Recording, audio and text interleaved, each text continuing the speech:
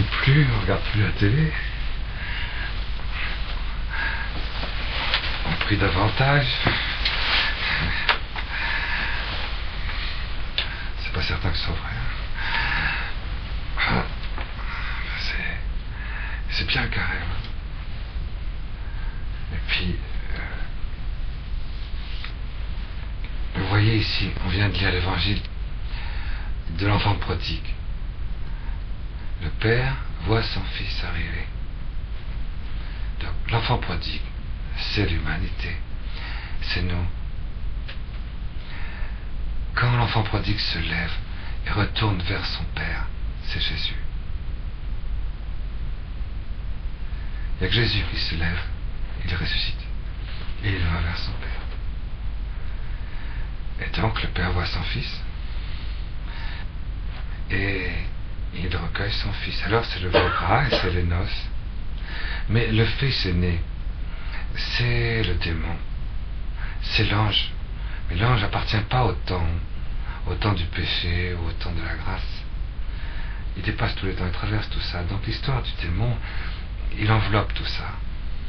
Le démon dit non parce qu'il ne supporte pas le retour du Fils, le retour du Christ, la résurrection à partir de la mort. La mort et la résurrection, pour le démon, c'est insupportable. Le démon est jaloux. Le fils aîné est jaloux. Vous voyez, les trois péchés du démon. C'est l'avarice, l'orgueil et l'envie. Dans les 7 péchés capitaux, le démon n'est pas paresseux, il s'en va au travail. Il n'est pas luxurieux, il n'a pas de corps. Différenciation sexuelle, il ne sait pas ce que c'est. Voilà, ouais. Il n'est pas gourmand, parce que pour ça, il faut avoir un estomac et des bonnes papilles gustatives. Ouais, c'est ça, il n'est pas glouton. Ouais. Ah, mais l'avarice, l'orgueil,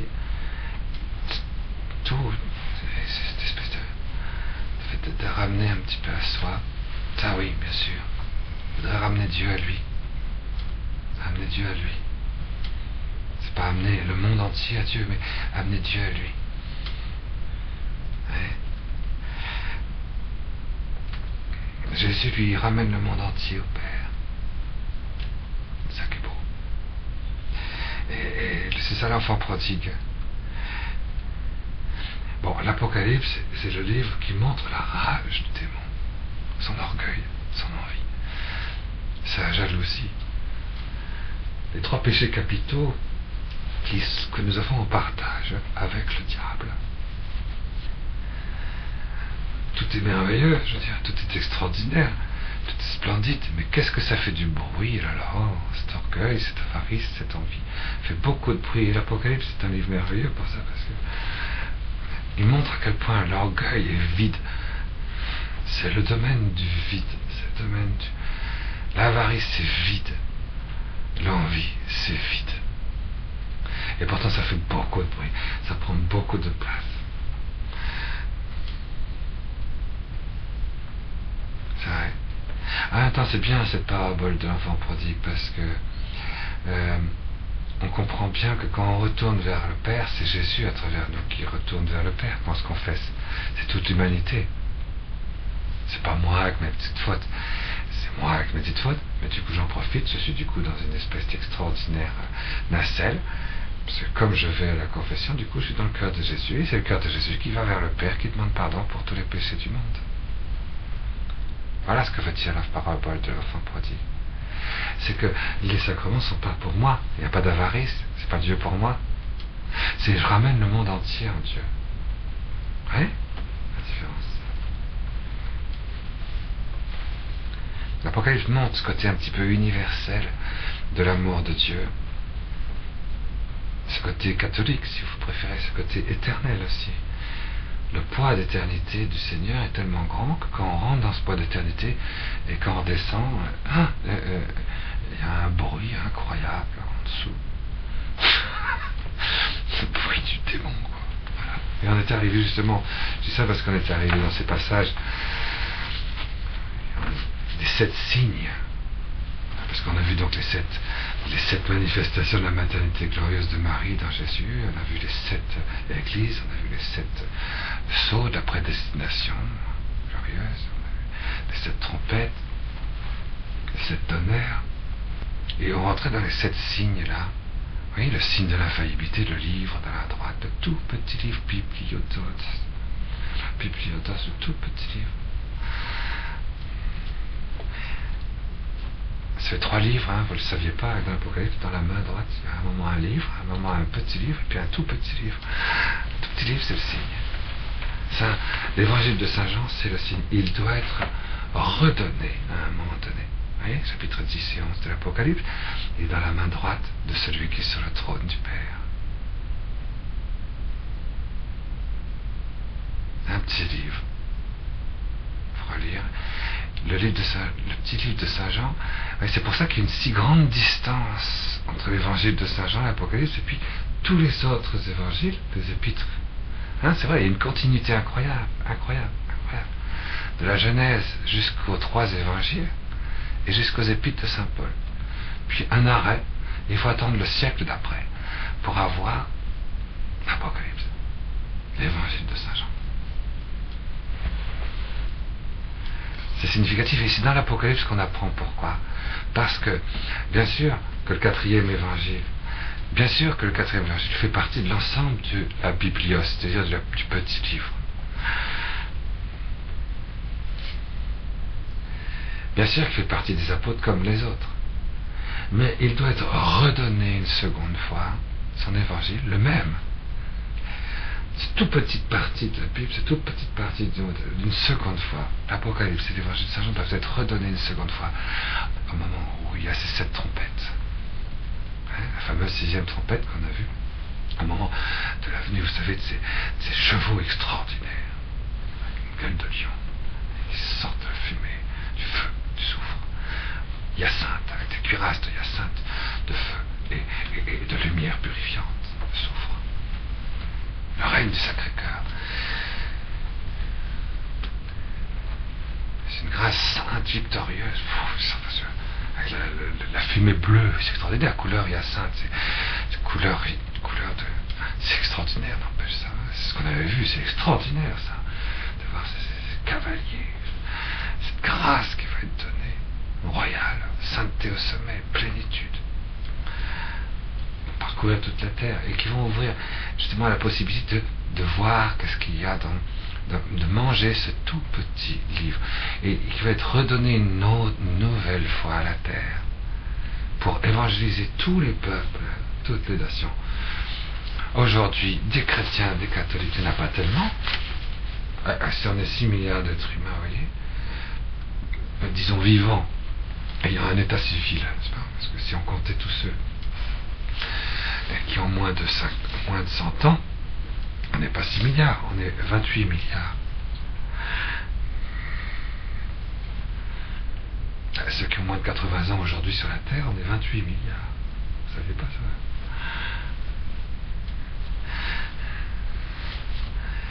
Bon. Je suis sûr que si la plupart d'entre vous savez qu'on est plus que 6 milliards qui ont moins de 80 ans. Vous voyez? On est très nombreux. Combien sont catholiques là-dedans? 1 milliard et 200 millions, c'est tout. 1 milliard 200 millions. Ça fait pas beaucoup. Donc on ne peut pas dire que l'évangile a été proclamé à tous les peuples, à toutes les multitudes, à toutes les nations. À un moment donné, la tonitruante présence de Dieu se manifeste dans l'ange au sommet, à l'annonce des 3 grands les 3 grands malheurs, des malheurs pour le démon, hein. Malheur pour l'orgueil du démon, malheur pour l'avarice du démon, malheur à l'envie du démon. Les 3 malheurs. Malheur. Et malheur à ceux qui aiment le démon. Malheur à donc ceux qui aiment les choses terrestres. Parce que si tu veux savoir si tu aimes le démon, c'est très facile. Il suffit de savoir si tout ton amour est dans les choses terrestres. Qu'est-ce que tu aimes le plus dans le monde? Moi, ce que j'aime le plus dans le monde, c'est Johnny Hallyday.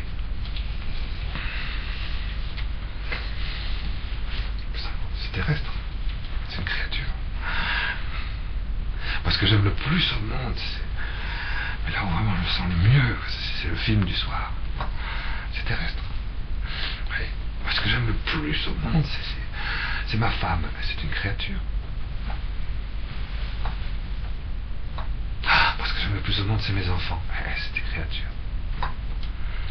Donc, malheur aux habitants de la Terre, c'est-à-dire ceux qui aiment le plus au monde, c'est quelque chose de terrestre. Mais si j'aime ma femme parce que c'est le recueil, le tabernacle du ciel sur la terre, très bien, c'est autre chose. C'est le premier servi. À ce moment-là, j'aime ma femme vraiment, parce que si j'aime ma femme uniquement sur le plan terrestre, c'est que je l'aime pas, en fait. Vous voyez ? Et l'Apocalypse, c'est là pour nous montrer que l'amour, c'est le ciel. Si on aime quelqu'un sur la terre, c'est qu'on aime le ciel en lui. C'est le ciel qui est l'objet de l'amour. C'est pas la terre. C'est pas le côté terrestre des gens. C'est pas le côté terrestre de Jésus. C'est pas le côté humain de Jésus que nous aimons. C'est le côté divin de Jésus. Dans l'humain qui est Jésus que nous aimons. Tandis que le démon, lui, il n'aime pas ça.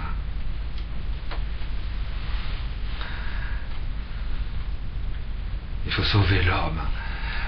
Ben oui, d'accord. Oui, il faut peut-être aussi sauver. Il faut pas sauver l'homme. L'homme n'est pas besoin d'être sauvé. L'homme de la terre. Il ne faut pas sauver l'homme de la terre. Il faut sauver l'homme du ciel. Voilà. Ça oui. Il faut sauver l'homme du ciel. L'image, ressemblance de Dieu. Et ces trompettes ont commencé comme ça, oui, en disant ça, c'est l'image de Dieu. C'est redonné. Et du coup, un petit livre, le dernier livre, va être redonné à la terre. Ce qui correspond à ce que certains appellent l'avertissement, si vous voulez. Vous voyez ? 6e trompette. On voit très bien, en lisant les trompettes, qu'il y a d'un seul coup quelque chose de nouveau. Un monde nouveau qui est destiné à rentrer dans le monde du temps. Il y a un temps nouveau qui doit rentrer dans le temps de la terre. Et ça, les trompettes, ça montre que la révélation est close depuis 2000 ans. Il n'y a pas d'autre révélation. Il n'y aura pas un 5e évangile. Et puis, hop, le Seigneur, avec les 12 apôtres qui vont s'adresser aux Mormons en disant voilà le 5e évangile. Parce que les Mormons, c'est ça. Il y a un 5e évangile. Non, il n'y a pas de 5e évangile. Voilà, l'ange Gabriel descend, voilà une nouvelle Torah, un nouvel livre, le Coran. Non, il n'y a pas. La révélation est clôturée. Mais Saint Jean, lui, doit à nouveau donner ce tout petit livre sous une nouvelle lumière, le même, sous sa vraie lumière. Parce que les portes de sa compréhension, de sa clé de compréhension, c'est-à-dire l'amour céleste, marial, glorieux, de la Sainte Famille glorieuse, dans sa fécondité jusque dans le corps mystique vivant de Jésus vivant, va pouvoir être donné à la terre. À ce moment-là, c'est le corps mystique de Jésus est arrivé à son heure. Jésus est mort sur la croix tout seul, il y a 2000 ans. Mais la parabole de l'enfant prodigue, elle montre bien que Jésus, il n'est pas tout seul. L'enfant prodigue, c'est toute l'humanité qui, à partir de... Il était mort, il est revenu à la vie et il est guéri. C'est toute l'humanité qui passe par la mort et toute l'humanité qui va vers le Père et qui va aux noces de l'agneau. C'est toute l'humanité, c'est le corps mystique vivant de Jésus, entier vivant. Pas Jésus tout seul, Jésus entier, le corps mystique de Jésus. À un moment donné, le corps mystique vivant de Jésus vivant va connaître une grâce de plénitude. On fera un seul corps, un seul cœur, un seul troupeau, un seul pasteur, tout en étant chacun soi-même. Et cette grâce-là vient de ce fait que la créateur de Dieu dans la première cellule nous met en contact, j'allais dire métaphysique, surnaturel et incarné, les trois, voyez, l'anti-orgueil, l'anti-avarice et l'anti-envie, nous mettre en contact les uns avec les autres, corporellement. Et c'est ça, la 6e et la 7e trompette. On l'avait vu, n'est-ce pas? À partir de ce moment-là, les signes arrivent, l'infaillibilité. Voilà pourquoi le corps mystique de Jésus est infaillible, à cause de ça. À cause du corps mystique de la fin des temps. C'est pas à cause du pape Borgia que le pape est infaillible. C'est à cause du corps mystique de la fin qui a l'infaillibilité. Ah, j'avais pas pensé à ça, tiens. J'avais pas pensé à ça, moi. Non, je suis pas infaillible, pape Borgia. Oui, mais la fin. L'alpha, l'Immaculée Conception, et l'oméga, la fin. Tu fais un fil entre les deux, et tu as le corps mystique de l'Église. C'est l'infaillibilité. C'est le premier signe, vous voyez. Le second signe, c'est les deux témoins. Et on était en train d'aborder les autres signes. La femme. Le troisième, le quatrième signe, le dragon. Comme on dit en catalan. Un énorme dragon. Je sais pas si c'est la classe. Chaque 15 août à Néfiac, je proclame le livre de l'Apocalypse. Un énorme dragon. À cette tête, dit quoi. On en était là. Hein. Et je suis tout à fait d'accord que, comme l'autre jour j'avais commencé par une autre texte, je vais commencer aujourd'hui par un autre texte. Un autre texte aussi que j'ai fait là. C'est pas Saint Nilus cette fois-ci, c'est pas l'ermite Nilus d'il y a 1500 ans. C'est un autre, celui-là, c'est un autre ermite prophète aussi. Décidément, ces ermites sont merveilleux. Hein.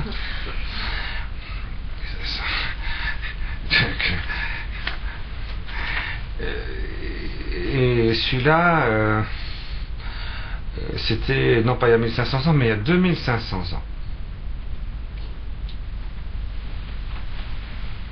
Vous avez deviné, c'est le prophète Daniel. Le prophète Daniel, je lis d'abord ça parce que on est en train de lire 1290 jours, 42 mois, 3 ans et demi, un temps, un demi-temps, et puis on va avoir des bêtes avec des têtes de panthère, des pattes d'ours, qu'est-ce que c'est ce truc-là? Alors, le prophète Daniel, vous voyez, il y a 2500 ans.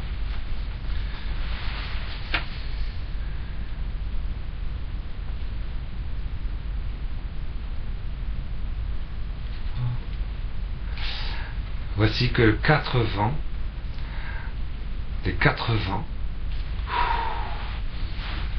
venant des cieux, firent irruption sur l'immense mer. Alors le temps, la mer, c'est le temps. Le ciel, c'est le monde angélique. Et le souffle angélique est venu dans le temps. Et 4 grands animaux sortirent de la mer. Ça a fait sortir de la mer, du temps, 4 animaux énormes, différents les uns des autres. Le premier animal était semblable à un lion. Et il avait des ailes d'aigle. Et je regardais jusqu'au moment où ses ailes furent arrachées. Il fut enlevé de terre et mis debout sur ses pieds comme un homme. Oui, un très beau symbole de la résurrection, la mort, la résurrection du Christ. Et un cœur d'homme lui fut donné. L'humanité intégrale lui fut donnée. C'est extraordinaire ça aussi, hein, pour l'association, hein, de la transverbération. Et voici un second animal était semblable à un ours. Et il se tenait sur un côté.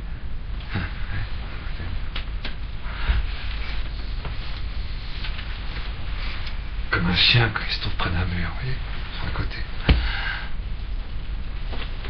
Ça, on imagine très bien l'ours, vous voyez, qui sort de la mer. Ouais. On a l'impression de le voir, c'est extraordinaire. Il avait 3 côtes dans la gueule, entre les dents.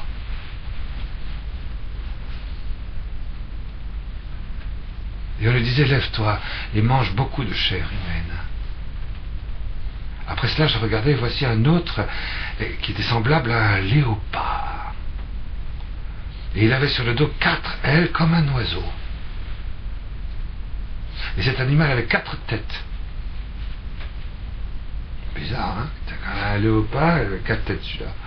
Et la domination lui fut donnée. Et après cela, je regardais pendant mes visions de la nuit, et voici, il y avait un 4e animal terrible, terrible, épouvantable et extraordinairement fort.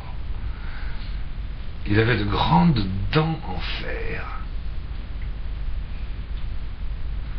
Il mangeait, il brisait, il foulait aux pieds ce qui restait. Il était différent de tous les animaux précédents. Il avait 10 cornes. 10 cornes, 10 royaumes.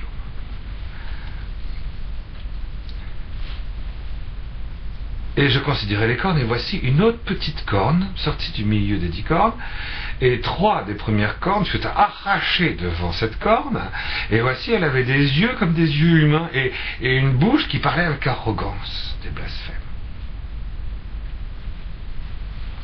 Bizarre, qu'est-ce qu'il avait comme vision, prophète Daniel, hein? Je regardais pendant qu'on plaçait des trônes, et l'ancien des jours, celui qui est sur le trône, s'assit. Son vêtement était blanc comme la neige. Et les cheveux de sa tête étaient comme de la laine pure. Et son trône était comme des flammes de feu. Et les roues comme un feu ardent. Et un fleuve de feu coulait et sortait devant sa face, devant lui. 1000 milliers le servaient, 10 000 myriades se tenaient en sa présence. Et les juges s'assirent et les livres se furent ouverts. Il a eu, vous voyez, aussi les 24 vieillards, celui-là. Hein? Et je regardais alors, à cause des paroles arrogantes que prononçait la petite corne, et tandis que je regardais, cet animal fut tué, et son corps fut anéanti, livré au feu de l'enfer pour être brûlé. Hein, au moment où la petite corne, après l'avènement des 10 royaumes de la fin du monde, il y aura cette petite corne de l'Antéchrist qui va se dresser, il sera anéanti et plongé dans le feu éternel de l'enfer. Mais c'est sur une bête, vous voyez, à 4 têtes, que ces 10 cornes ont poussé. C'est extraordinaire. Un léopard. C'est extraordinaire. Mais je vous le lis avant, parce que sinon on ne peut pas comprendre ce qu'on va voir comme description des bêtes de l'Apocalypse. On ne pourra pas comprendre. On est bien obligé. L'Apocalypse ne démarre pas de rien du tout. Il n'y a pas que Saint Jean qui a été... Depuis Abraham, vous comprenez bien, on sait qu'il y a 3 bêtes. C'est pour ça que j'ai commencé par l'orgueil, l'avarice, n'est-ce pas, et l'envie.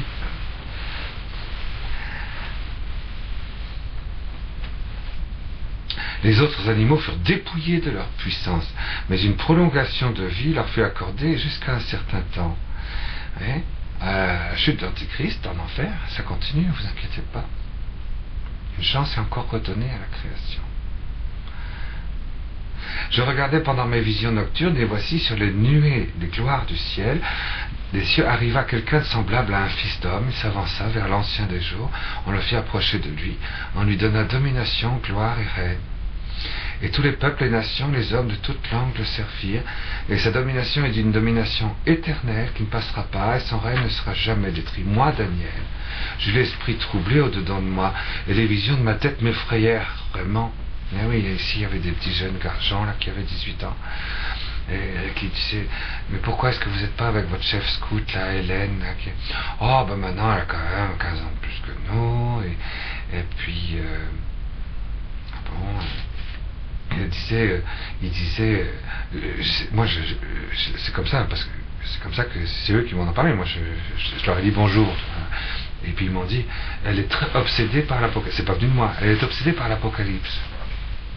Ah bon, obsédée par l'Apocalypse, c'est pourquoi? Et elle a peur. Il faut pas avoir peur de l'Apocalypse. Avoir peur de l'Apocalypse, c'est de la lumière, l'Apocalypse. C'est tout ce qui va être terrorisant qui va se disparaître. C'est tout ce qui terrorise qui disparaît. C'est ça l'Apocalypse. C'est ça terrorise, ça. Il n'y a plus rien. C'est l'anéantissement de la terreur. Et les gens, ils sont effrayés par l'Apocalypse. Cette petite scout là, elle est effrayée par l'Apocalypse. Attends, tu rigoles ou quoi?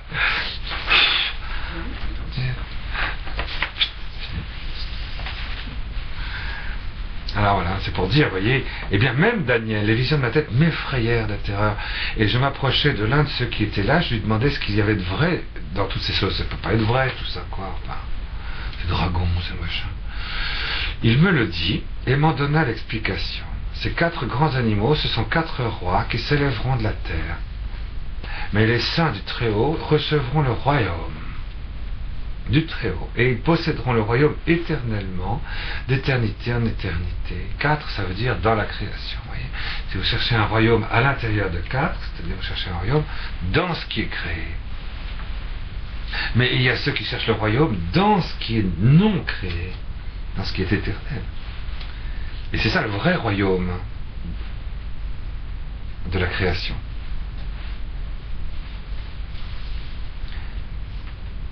Ensuite, je désirais savoir la vérité sur le 4e animal, qui était différent de tous les autres, extrêmement terrible, et qui avait des dents en fer et des ongles d'airain. Effectivement, ça devait être un peu effrayant, qui mangeait, brisait et foulait aux pieds ce qu'il restait. Et sur les 10 cornes qu'il avait sur la tête, et sur l'autre qui était sortie, et devant laquelle 3 étaient tombés. Sur cette corne qui avait des yeux, une bouche parlant avec arrogance, et une plus grande apparence que les autres. Je vis cette corne faire la guerre aux saints et avoir victoire sur les saints. Jusqu'au moment où l'ancien des jours, Saint Joseph, ça, il ne le savait pas ça, Daniel, va donner droit aux saints du Très-Haut. Et le temps arriva où les saints furent en possession du royaume.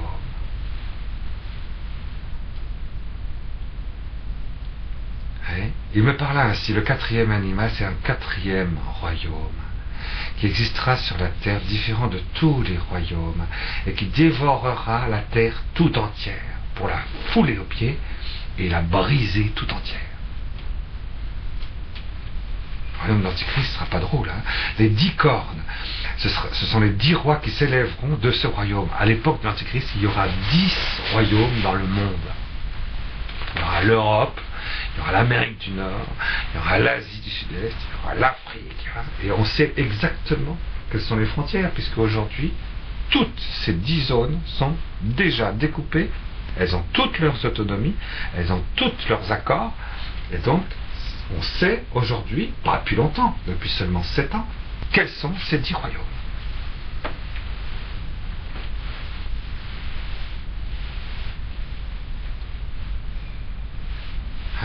Alors, vous voterez la Constitution européenne. Il faudra voter, hein. Alors, les 10 cornes, tout ça.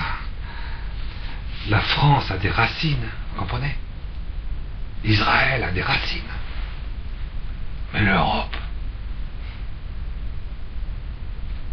je sais pas, vous mettez la Turquie, vous mettez la Slovaquie, vous mettez la Serbie. Pourquoi pas mettre Tombouctou, je veux dire, et puis il n'y a pas de racine, il n'y a aucune racine commune maintenant. Enfin, bon. Alors, on continue. Il prononce ça, tac, tac, tac, tac. Les 10 cornes sont les 10 rois qui s'élèveront de ce royaume. Un autre s'élèvera après. Vous voyez qu'on sort de l'Apocalypse, hein, puisqu'on est obligé de prendre une interprétation électron libre, hein, trop temporelle. Et c'est l'Apocalypse ne fait pas ça, hein. Mais de temps en temps, on peut faire un petit aparté, hein, tu vois, parce que l'électron libre reste vrai s'il est pris dans l'ensemble, n'est-ce pas? Alors, donc, il ne faut pas interpréter l'Apocalypse pour donner une interprétation historique. Mais l'interprétation historique peut rentrer dans l'Apocalypse, dans l'interprétation qui, elle, est divine, céleste. Hein? Donc il prononcera des paroles. Un autre s'élèvera, ce sont 10 rois qui s'élèveront de ce royaume. Un autre s'élèvera après eux, il sera différent des premiers.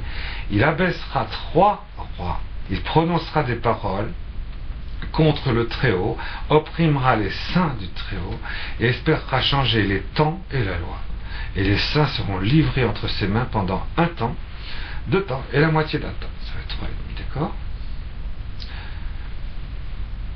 Puis viendra le jugement et on lui ôtera la domination. 3 ans et demi, ça fait 42 mois. Hein.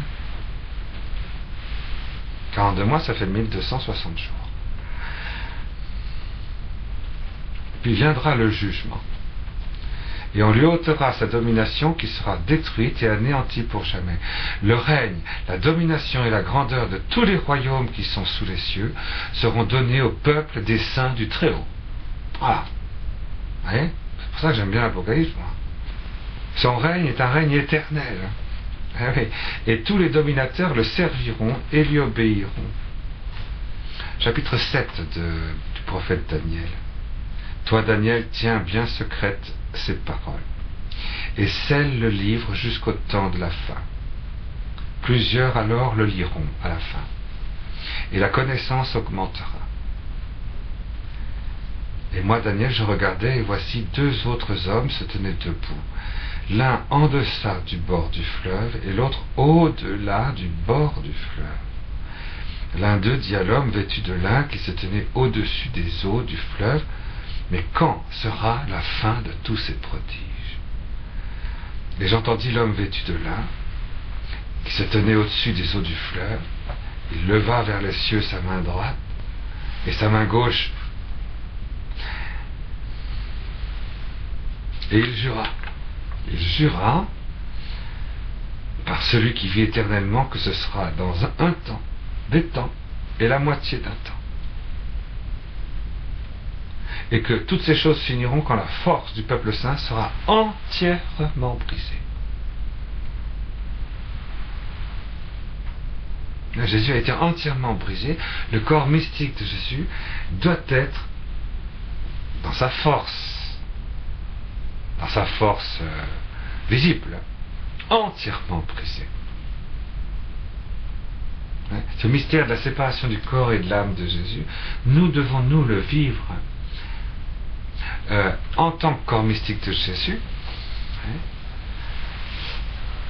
On doit être anéanti. Vous voyez, je disais, quelqu'un m'a envoyé un courrier aujourd'hui sur les statistiques. Bon, statistiques, ça veut rien dire, c'est pas très important, mais enfin quand même. En France, quand même, on avait, je crois, presque 1000-2000 ordinations de prêtres par an, quand j'étais enfant, quand j'étais jeune. Je crois que maintenant on aboutit. Je crois que les 2/3 des diocèses n'ont plus une seule ordination. 0. C'est impensable. C'est strictement impensable. La moyenne d'âge des prêtres en France est de 67 ans. Ça veut dire que dans 3 ans, la moitié en moins. Puisqu'à 70 ans, ils s'en vont, n'est-ce pas? Parce qu'en plus, à 70 ans, ils s'en vont.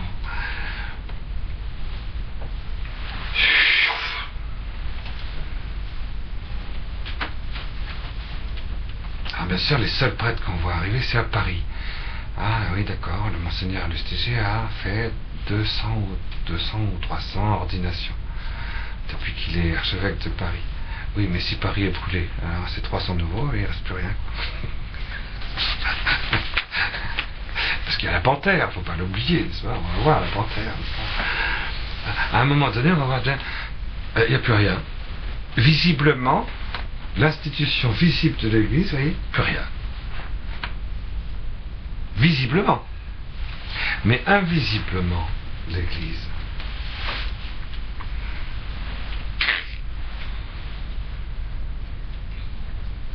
Visiblement, plus rien. Mais invisiblement. On a invisiblement le monde nouveau. Invisiblement.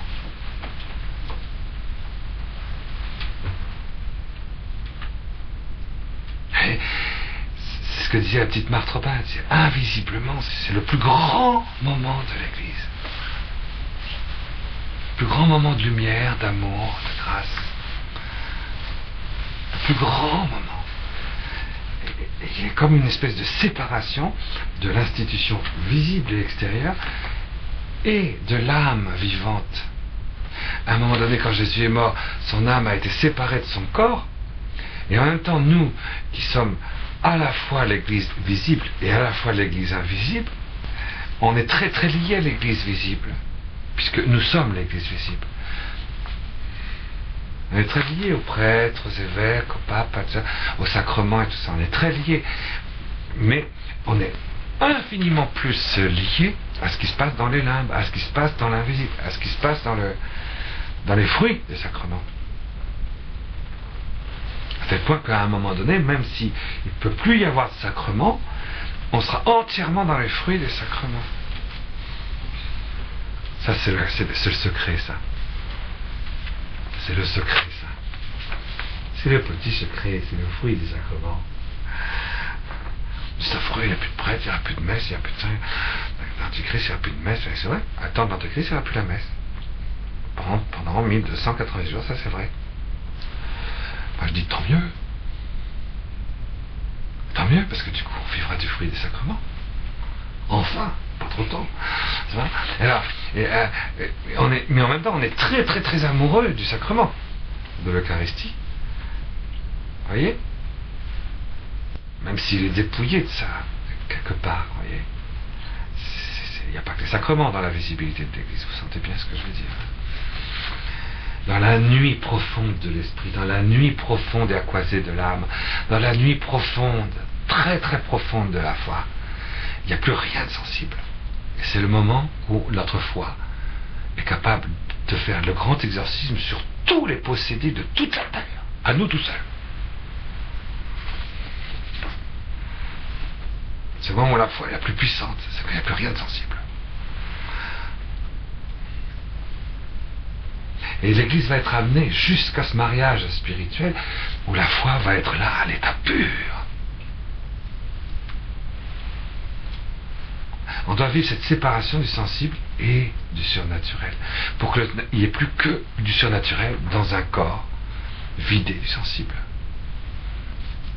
Plus aucune énergie, vous vous rendez compte? Plus aucune énergie christique sensible. Rien. Alors, les autres, bien sûr, qui suivent pas mal du monde surnaturel, d'une part, de l'Église d'autre part, et de Dieu en troisième, évidemment, comblés d'énergie christique.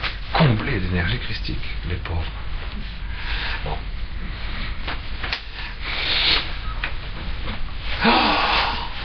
C'est vraiment extraordinaire. Alors, et moi, Daniel, je regardais, et j'ai entendu l'homme vêtu de lin, donc où est-ce qu'on en était?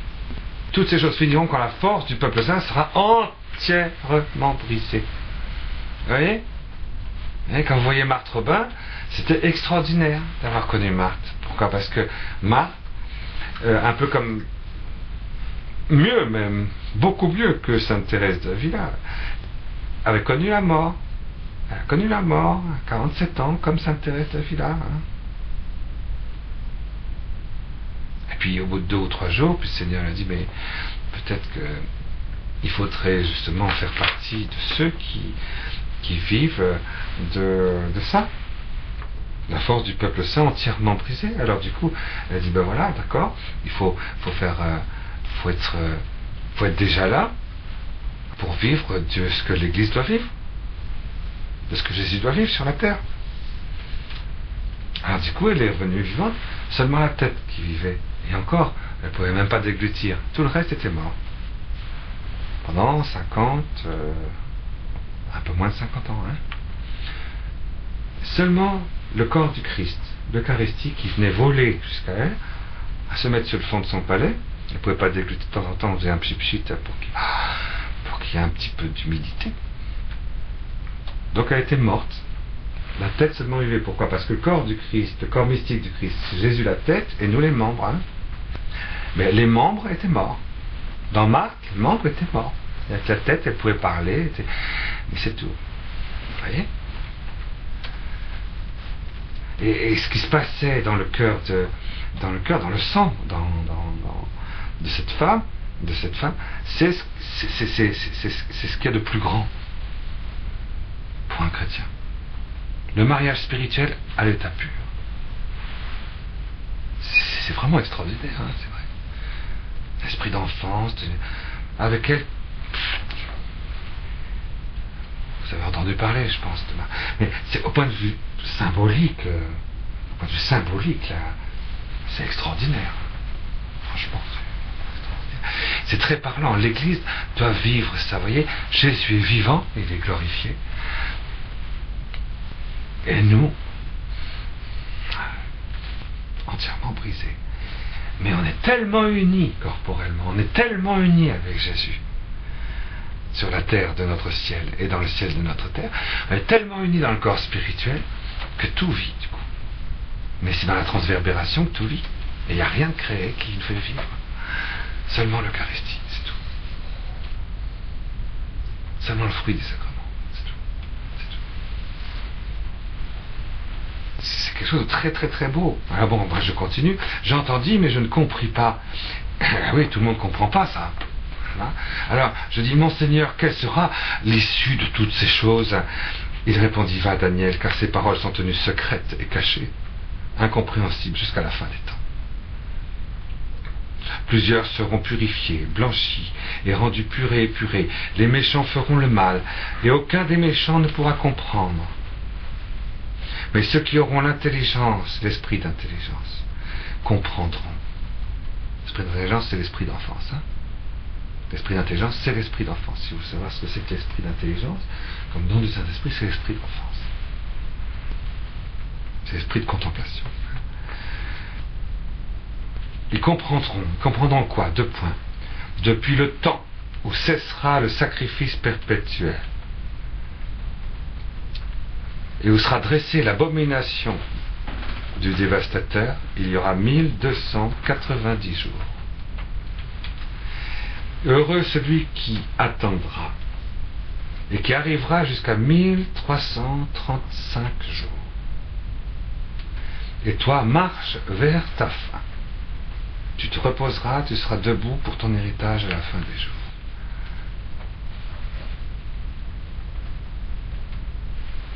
Alors Gabriel avait prophétisé au prophète Daniel, vous voyez, que tout va commencer avec la fameuse abomination de la désolation. Et l'abomination de la désolation commence le temps de l'Antichrist. En latin même, je peux vous le dire si vous voulez. Post hebdomades sexaginta tuas occidetur Christus. Le Christ sera tué. Et le jour du Seigneur non erit eius, ne sera pas avec lui. Et civitatem et sanctuarium dissipabit populus cum duce venturo.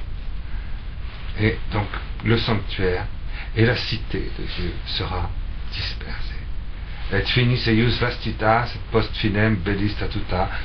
Et il y aura beaucoup de troubles, beaucoup de désolation pour ce sanctuaire et pour cette cité, c'est-à-dire le peuple d'Israël. Confirmabit autem pactum multis hebdomadas una et dimidio, in dimidio hebdomadis, 3 ans et demi, au milieu, la moitié d'une semaine, 3 ans et demi. Deficiet hostia, il n'y aura plus l'hostie, deficiet hostia, l'hostie. Et sacrificium, et le sacrifice parfait, vont disparaître pendant les 3 ans et demi. Et in templo, parce que in templo, dans le temple, hérite, aura surgi, abominatio desolationis, shikutsim meshomer, l'abomination de la désolation. Ce qui produira, et usque, ad consummationem, jusqu'à la consommation de tous les temps, persévérabit désolation, une désolation métaphysique qui persévérera. Donc l'ange Gabriel avait quand même bien dit que... Et là commence la fameuse 1290 jours. Vous voyez bien, on en parle, quoi. 1290 jours, 42 mois, 3 ans et demi, c'est dans l'Ancien Testament.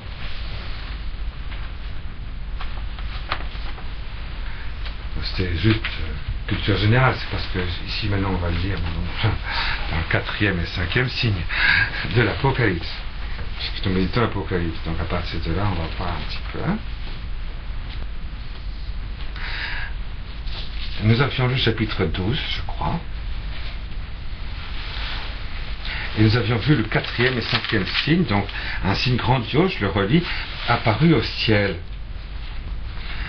c'est que le temple de Dieu s'était ouvert dans le ciel. Le temple de Dieu, c'est le corps du Christ. Le corps de Jésus, qui est au ciel, s'est ouvert.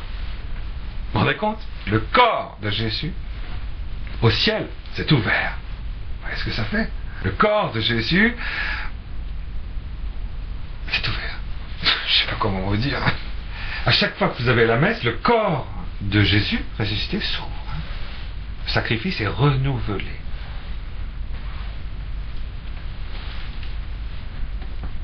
Mais ce qu'il y a cette fois-ci, il s'ouvre et là apparaît, il y a l'apparition de l'Arche d'Alliance qui apparaît dans ce corps de Jésus qui s'ouvre. Ça, on l'avait lu. Alors à ce moment-là, ce furent des éclairs et des voix et des tonnerres et un tremblement de terre et la grêle tombait dessus. Là, cette fois-ci, c'est l'envoi du Paraclet. Donc il va y avoir quelque chose qui va faire que quelque chose du corps de Jésus va s'ouvrir à nos yeux et une réalité eucharistique, vous voyez, une présence réelle, mariale, arche d'alliance, glorieuse, va se manifester pour l'envoi du Paraclet.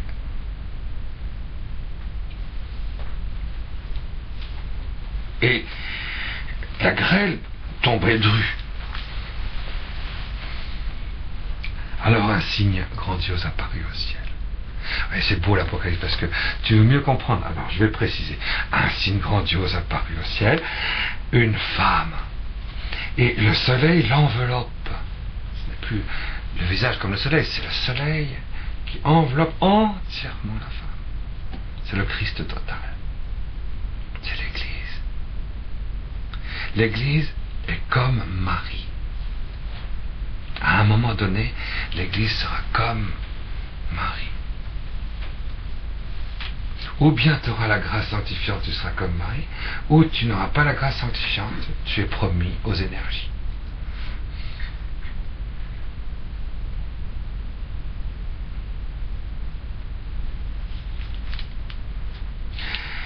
Le soleil l'enveloppe, la lune est sous ses pieds. Vous voyez, les énergies, c'est la lune, hein, le monde sublunaire. Vous savez que le monde sublunaire représente, dans toute la tradition gnostique et même théologique et philosophique aussi, le monde des énergies, le monde du paranormal, le monde cosmique, le monde tellurique, le monde du pouvoir, de guérir, tout ça, c'est tout ce monde-là, vous voyez.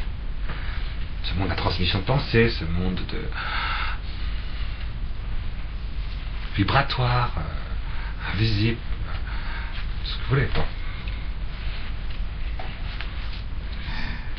Et bien c'est sous ses pieds, vous voyez. Elle écrase le serpent, elle écrase elle domine, elle est au-dessus. Ça ne fait pas partie d'elle. Stop. Ouais, extraordinaire. La lune sous ses pieds. Et 12 étoiles couronnent sa tête. C'est l'Église. Il y a la plénitude apostolique de la femme, de l'épouse qui est mariale. Marie donne tout ce qu'elle est au ciel à ceux qui sont sur la terre, et c'est donné justement par cette apparition de l'Arche d'Alliance. Le fruit des sacrements va donner la plénitude de son fruit dans les élus. C'est pour ça que c'est pas du tout une mauvaise nouvelle, l'Apocalypse. Moi ça me plaît. Attends, quand Saint Joseph qui s'est retrouvé en disant c'est l'Immaculée Conception qui est ton épouse, elle dit elle dit mais ça c'est apocalyptique cette affaire. Ah oui, il a raison, oui. Attends, moi je suis Saint Joseph, puis la Sainte Vierge qui est mignonne comme tout, plus que mignonne, mignonne, on s'en fiche presque. Mais c'est ton épouse, c'est ta moitié sponsale. Mais c'est une nouvelle apocalyptique. Ah oui, c'est une nouvelle apocalyptique, c'est trop beau. C'est apocalyptique, c'est apocalyptique. Surtout quand tu sais ce que ça veut dire l'unité sponsale, ça veut dire tout pouvoir est donné à ta moitié sponsale de prendre possession entièrement de tout ton terrain.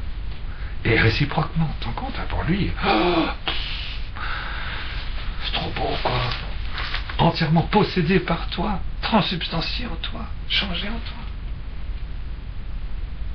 Il ne reste plus que toi. Et elle-même, elle disparaît, il ne reste plus que le Père. C'est pour ça que le Père peut envoyer son Fils dans sa chair. C'est apocalyptique, l'incarnation. Mais quand ça va être donné à tous ceux qui ont compris ce que c'était que le corps spirituel de Saint Joseph, cette mer d'émeraude de Saint-Antoine, et que cette fois-ci c'est le corps mystique de l'Église, c'est un mariage avec Jésus, c'est un mariage avec Marie-Reine, et que le temple de ce mariage c'est nous, quoi. Voilà. Que ça va devenir clair, quoi. Clair, l'apparition de l'Arche d'Alliance. C'est la croix glorieuse, hein, l'Arche d'Alliance, vous le savez. Je pense que les pères de l'Église ont dit que l'apparition de l'Arche, quand le corps du Christ s'ouvrirait dans le ciel, ce sera une croix glorieuse, hein. Vous savez ça. Quand vous fêtez la fête de la croix glorieuse le 14 septembre, vous ouvrirez le missel, vous voyez, c'est ce qui est dit. Missel de l'Église catholique, bien sûr.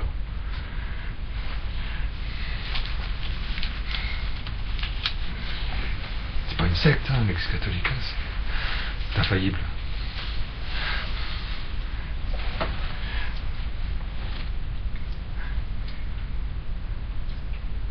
C'est quand même beau, je trouve. Ah oui, le soleil l'enveloppe la lune est sous ses pieds. 12 étoiles couronnent sa tête. Elle est enceinte, c'est la vision céleste de l'Église. Couronne sa tête. Elle est enceinte. L'Église va enfanter. L'Église, Marie, reine, à travers les membres du corps mystique vivant de Jésus vivant, va enfanter. Mais qu'est-ce que nous allons enfanter, dites donc? Oh, ça m'intéresse, oh. Elle crie dans les douleurs et le travail d'enfantement. Ah, d'accord, ce ne sera pas dans l'allégresse et dans la joie. Hein, d'accord. Et parce qu'à Noël, ça s'est fait vraiment dans le coton. Et oui, c'était dans la transfiguration qu'ils étaient. À Noël, Jésus est né, aucune douleur. Hein. Lumière, né de la lumière. Transfiguration. Il palpitait de lumière et d'amour, tout palpitant de lumière et d'amour. Tandis que là, l'enfantement de la fin,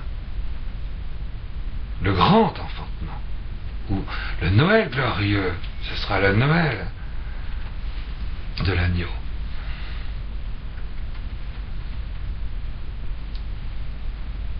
Ah, alors là, il y aura du travail de l'enfantement, de secousse, n'est-ce pas? Puis un second signe apparut au ciel, un énorme dragon. Un énorme dragon, rouge feu. Ah, celui-là il est en colère, attends, avarice, orgueil, envie. Ben, il est de la colère aussi celui-là? Ah, donc il y a quelque chose d'un petit peu plus que du pur démon alors. À 7 têtes, donc il a une intelligence parfaite. 7 têtes. Et 10 cornes. Une puissance. 7 total, plus 3. Et admirable, vous voyez. 10. Et 10, ça fait penser évidemment aux 10 royaumes. 10 cornes, on l'a vu dans le prophète Daniel. C'est l'ange Gabriel lui-même qui a dit que les 10 cornes, ce serait au moment où il y aurait 10 zones dans le monde.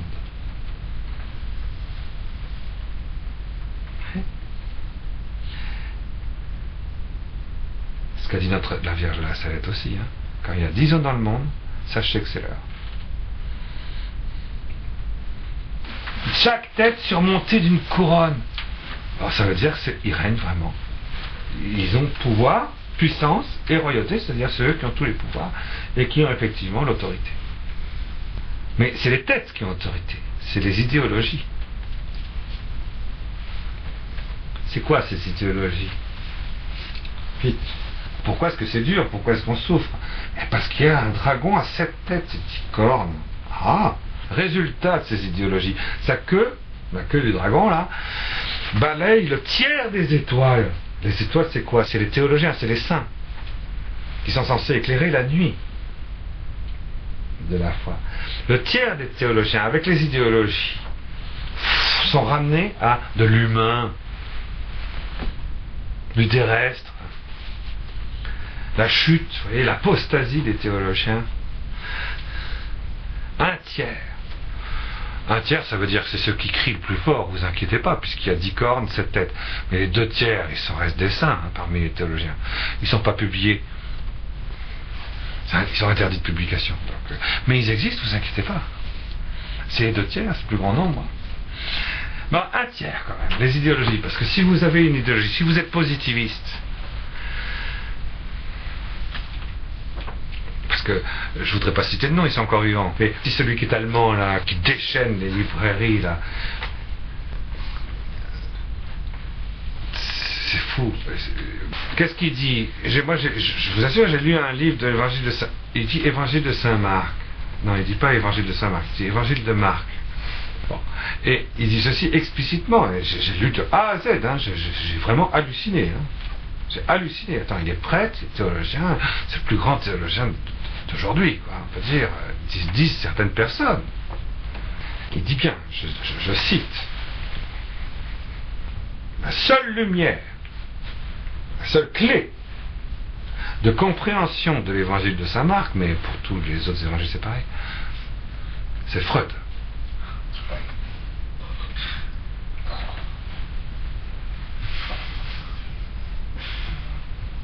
Tu ne peux pas lire l'évangile de Saint Marc si tu n'es pas freudien. C'est la seule. Attends, c'est pas une. C'est la seule. Alors, pour Freud, toute profonde finalité et fondement de l'homme, c'est la libido, l'énergie sexuelle. Vous savez que Freud a dit, à chaque fois que j'ai eu une intuition sur l'idéologie qui est ma pensée, je l'ai eue en pissant contre un arbre. Voilà la source, la seule source d'interprétation de l'évangile de Saint Marc. C'est l'urine de Freud. La seule. Ah, vous voyez ce que c'est qu'un dragon? Vous voyez ce que c'est qu'une idéologie? Une idéologie, Freud est athée. Et il dit, moi, l'esprit n'existe pas, je ne l'ai jamais expérimenté. L'homme ne peut pas être spirituel, il n'a pas d'esprit, il ne peut pas être contemplatif, il n'est pas spirituel, puisque moi j'ai jamais expérimenté. Donc j'ai expérimenté que l'instinct sexuel, c'est tout. Donc l'homme n'est qu'un instinct sexuel, c'est tout. Donc du coup, allez voir le psychiatre, allez voir le psychanalyste, prenez les médecins psy, etc. Ils sont tous freudiens, tous. Vous voyez ? Et donc si l'idéologie athée, si toi tu es théologien et que tu as cette pensée d'athéisme radicale dans ta tête et que du coup tu vas prendre la Bible pour l'interpréter, tu fais une interprétation théologique athée. Tu es un théologien athée. Et bien c'est ça le dragon, vous voyez. Le dragon, la queue du dragon qui fait tomber un tiers des étoiles sur la terre, c'est ça. Si vous prenez, quelles sont les 7 idéologies athées? Vous le savez par cœur, j'espère. Allez, on va mettre un nom sur chacun. Vous voyez, les 7 têtes, c'est les 7 idéologies athées de la fin. Vous avez Freud, Marx, Nietzsche, le néo-hegelianisme, Sartre, Freud, Croce, si vous préférez, l'évolutionnisme. L'évolutionnisme.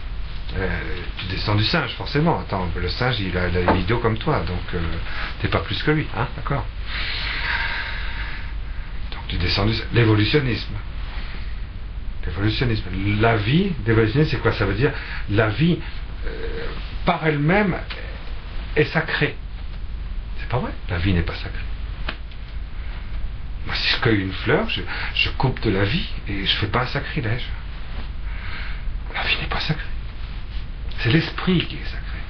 Ma vie contemplative est sacrée. Mon mariage est sacré. Parce que c'est mon amour spirituel qui est sacré. Parce qu'il est spirituel. Mais la vie n'est pas sacrée.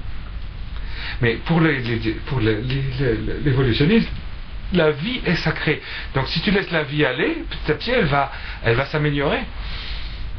Elle va évoluer vers le mieux. Alors c'est le contraire, puisque tu laisses la vie évoluer, elle se corrompt. Il n'y a pas de téléonomie dans la vie, enfin. Il y a une téléonomie dans l'esprit. Parce quand même tout à fait différent. C'est Dieu qui fait cette théogonie. La finalité de toute vie, c'est Dieu. Donc c'est l'esprit qui est sacré, c'est pas la vie.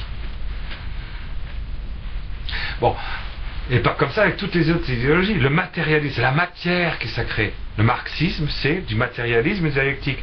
L'idéologie américaine, le libéralisme d'aujourd'hui, hein, bancaire, machin, consommation, et c'est la même idéologie, exactement la même que le marxisme. C'est du matérialisme dialectique. Ce qui fait avancer, c'est c'est la matière, c'est la praxis. C'est la plus-value. Et même si on doit dégager les 2/3 de l'humanité, c'est pas grave, du moment que ça fait de la plus-value, c'est bon. Oui, on peut prendre 300 000 enfants congelés en France, c'est pas grave si ça fait de la plus-value. La matière de dialectique matérialiste, c'est quelque chose de terrible. Le marxisme, si vous voulez. Bon. Freud, mais c'est le beau. Mais bien sûr, voilà, c'est le beau, c'est la beauté, c'est faire quelque chose de beau. C'est l'art, quoi. C'est le beau. C'est ça, mais oui, bien sûr, c'est le beau qui est sacré. Le beau, c'est un transcendantal de Dieu. Dieu est beau. Mais non, Dieu n'est pas beau.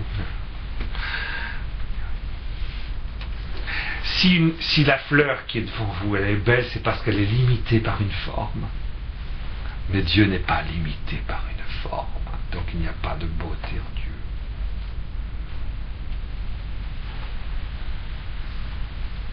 Dieu, c'est le beau. Mais non, Dieu, c'est pas le beau. L'art. C'est par l'art que je vais arriver à Dieu. Pas du tout. Tu n'arriveras jamais à Dieu par l'art. Jamais. Je vais faire une belle sculpture de Dieu. Quand j'ai rencontré comme ça, elle prenait des blocs, mais incroyables, de 2 mètres sur 3, hein, en cube, hein, de marbre de Carrare. Je ne sais pas si vous avez déjà vu du marbre de Carrare, mais c'est impressionnant. C'est une de mes voisines dans mon Hermitage d'Obs. Et elle sculptait ça. Un jour, elle a sculpté transsubstantiation de la substance. Hein, c'est pas mal quand même. Transsubstantiation de la substance. Je sais pas comment elle faisait, mais tu avais l'impression que son marbre volait, quoi. Que tu soufflais dessus, il se renvolait. Transsubstantiation de la substance. C'est admirable. Admirable. Mais je dis, il vous manque quelque chose. Vous n'auriez pas dû appeler ça transsubstantiation de la substance. Parce qu'il n'y a pas de substance là. Elle dit, ah bon, j'aurais dû appeler ça comment? Alors j'ai expliqué la différence entre la substance. Vous auriez dû appeler ça transsubstantiation de l'essence. Mais vous ne pouvez pas sculpter la transsubstantiation de la substance.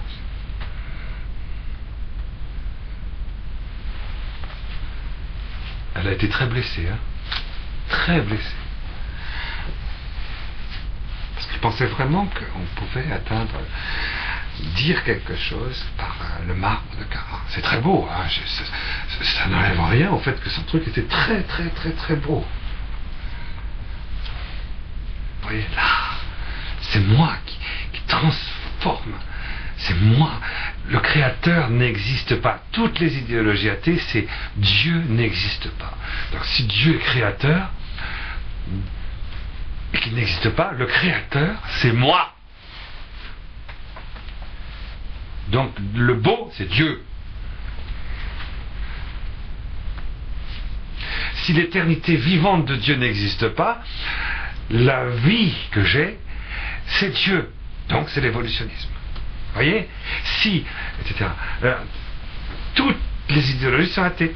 Le père dont je vous parlais tout à l'heure, lui, c'est Freud. Ah ben voilà, Freud, très bien, c'est Freud. Donc, tout est sexuel, c'est tout, c'est la libido, c'est tout.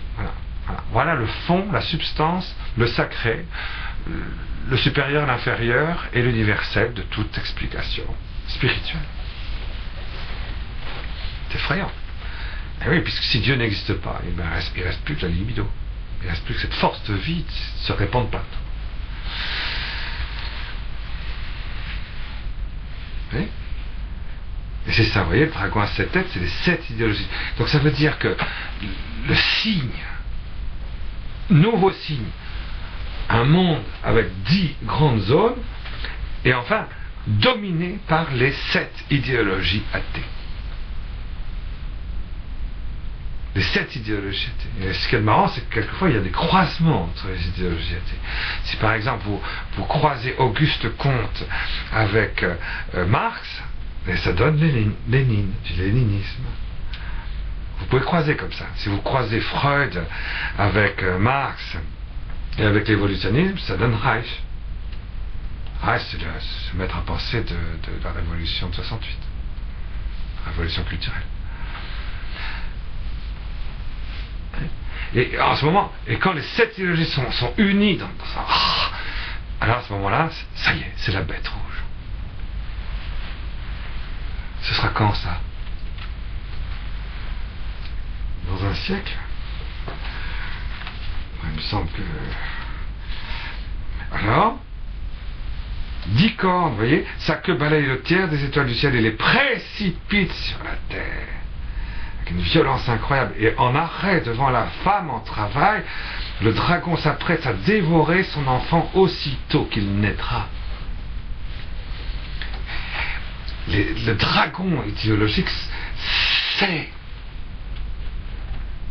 le dragon rouge sait que l'Église va, le dragon le sait, que l'Église va engendrer quelque chose qui va le balayer.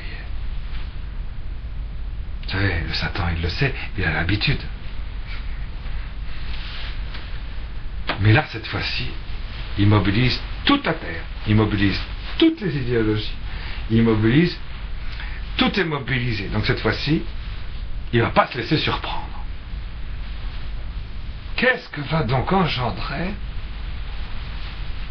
l'église du 6e sceau, l'église de la 6e trompette, l'église de la parousie, l'église de l'enfance? Il va engendrer quelque chose.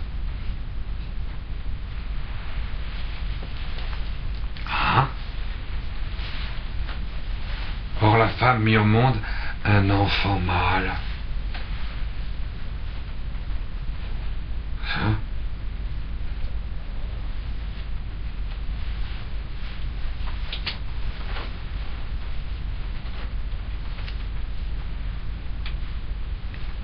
L'Église va engendrer un enfant mâle.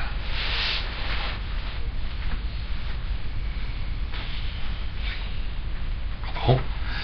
Et celui qui doit mener toutes les nations avec un sceptre de fer.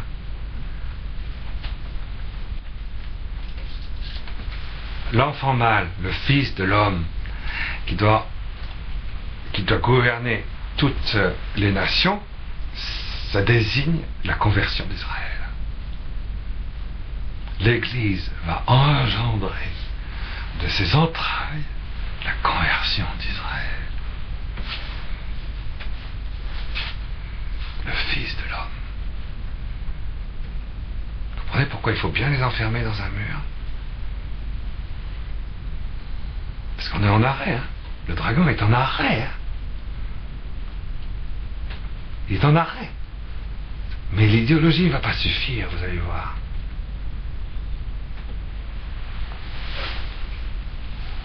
Parce que quand toutes les nations seront menées avec un sceptre de fer, vite.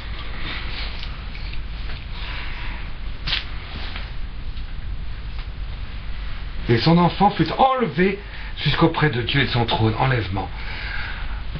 C'est vraiment dit rapidement. Hein? Après la conversion d'Israël, le rapt. Mais on va y revenir après. Ne vous inquiétez pas. Enlevé. Enlevé. Enlevé. Enlevé. Enlevé jusqu'auprès de Dieu et de son trône. Saint Joseph.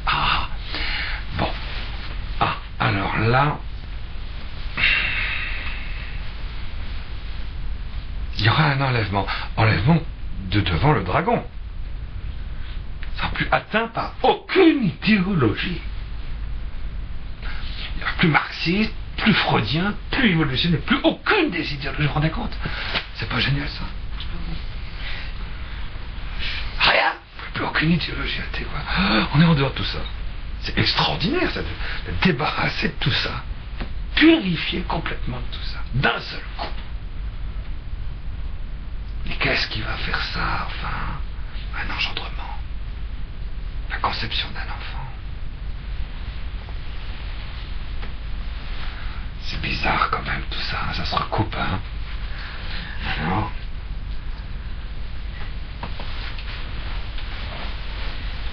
enlevé jusqu'auprès de Dieu, tandis que la femme s'enfuyait au désert où Dieu lui a ménagé un refuge pour qu'elle y soit nourrie 1260 jours. Donc la femme, l'église du ciel dans la terre, il lui est proposé un refuge, elle sera protégée contre le dragon dans le désert de la prière, dans le désert silencieux. Le désert, c'est le monde du silence, c'est le monde de l'intériorité. Et c'est le monde de la grâce. Parce que le monde de l'idéologie, c'est la propagande. C'est la radio, la télé, les journaux, les bouquins et les gens qui braillent.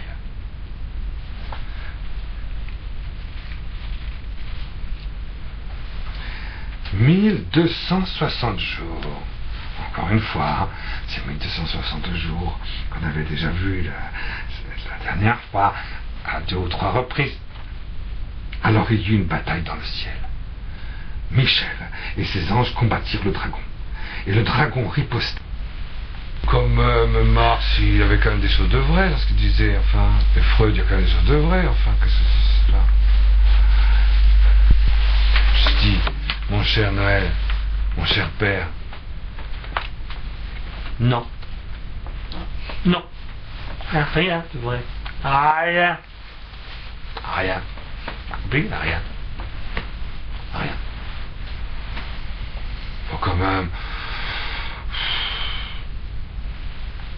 Vous voyez, il n'y a pas de compromission avec un principe idéologique athée, puisque l'athéisme est un blasphème sur la source, sur le principe, sur la fin et sur la lumière. Donc, je veux dire, qu'est-ce qui reste de vrai? Il reste qu'une espèce d'écorce qui se transforme en grenouille, en crapaud, en cloque. Ça. Puis après tu prends une épingle, tu chopes, la cloque, elle éclate, puis il n'y a plus rien.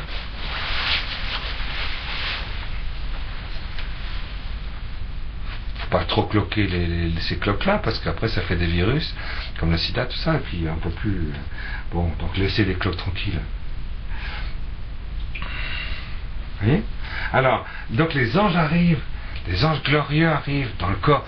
Une fois que le corps de l'Église est entier, qu'il est un, vous voyez, qu'il y a cette unité très forte avec la Sainte Famille glorieuse, dans ce refuge, en dehors des idéologies, alors à ce moment-là, le dragon riposta avec ses anges, mais ils eurent le dessous, et ils furent chassés du ciel.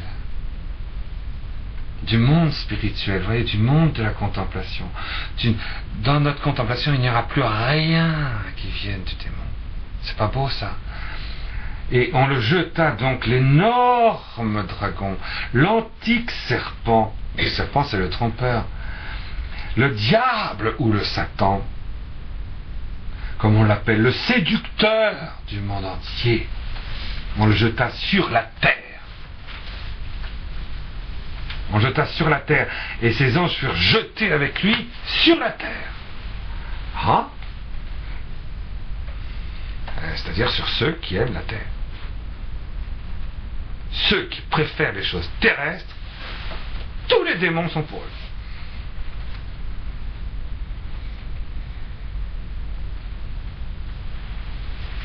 Voilà le résultat. Ah, moi j'aime pas le terrestre, hein.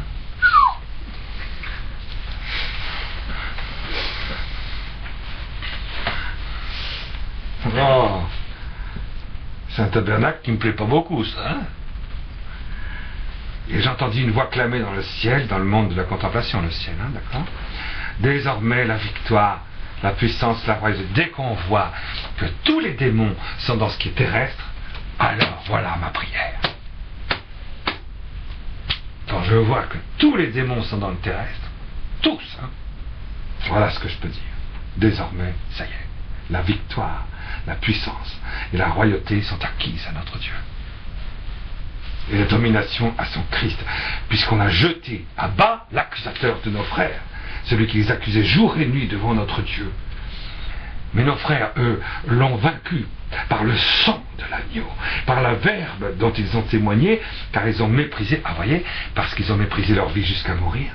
Soyez donc dans la joie, vous, les cieux, les mondes angéliques glorieux, et vous, leurs habitants, vous qui habitez le monde de la contemplation. Malheur à vous, la terre, malheur, aïe, oi, oi, aïouille, ahoy, en hébreu. Malheur, malheur à la terre, ceux qui sont attachés à la terre, et la mer attachée au temps, car le diable est descendu chez vous, frémissant de colère, et sachant, lui, que ses jours sont comptés. Se voyant rejeté sur la terre, le dragon se lança à la poursuite de la femme, la mère de l'enfant mâle. C'est la poursuite, puisque la femme va partir dans le milieu, dans le désert, en solitude. Et bien même là, même dans la solitude, ils vont l'attaquer. On ne peut pas le laisser tranquille dans sa grotte là. Ah non. La rage, c'est extraordinaire ça. Alors, mais elle reçut les deux ailes du grand aigle. Elle reçut les deux ailes du grand aigle. Le grand aigle, vous voyez, l'évangile de Saint Jean, l'aigle. Elle reçut les deux grandes ailes. Les ailes du grand aigle, c'est justement le fameux petit livre, mais cette fois-ci avec Jésus. L'aigle, c'est Jésus dans la vision béatifique. Elle reçoit de Jésus quelque chose de sa contemplation, quelque chose de son adoration du Père. Les deux ailes, c'est l'adoration et la contemplation du grand aigle, du Verbe incarné.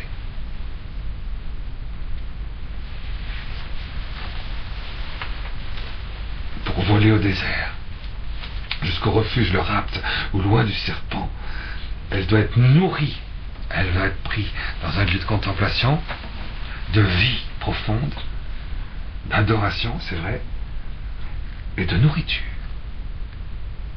Elle est nourrie.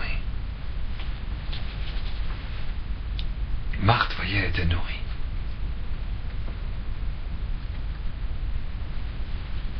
Un temps, et des temps, et la moitié d'un temps, et 3 ans et demi. 42 mois. Donc pendant qu'il y a cette espèce de terremotus, vous voyez, en latin, de tremblement, de trucs effrayants, mais ce qu'on pourrait dire, vous voyez, mais qu'est-ce que c'est que ce monde d'aujourd'hui? Enfin, c'est épouvantable, on ne peut pas s'en sortir, enfin, c'est effrayant, quoi. L'église est foutue. Mais non, justement, c'est exactement le contraire. Hein.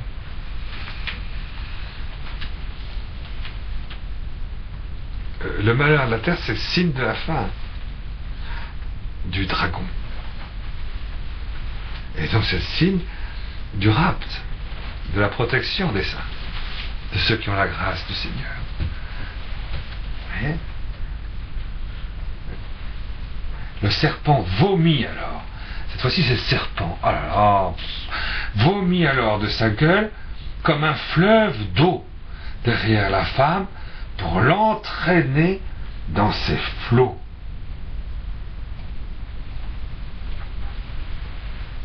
Derrière la femme. C'est comme le cheval blanc, vous voyez. Il y avait le cheval blanc et puis derrière lui, il ne sera jamais rattrapé, le cheval blanc, vous voyez. Et là, derrière l'église, il y a le dragon qui essaie de talonner par derrière et de jeter un grand fleuve, des torrents, un tsunami extraordinaire qui sort du serpent de séduction, quoi, pour dire retourne en arrière. Vous connaissez la chef de Monsieur Seguin? Reviens par ici, en arrière. Jésus avait dit, celui qui met la main à la charrue et regarde en arrière est impropre pour le royaume des cieux. Et Saint Pierre dit qu'il est semblable au chien qui retourne à son vomissement.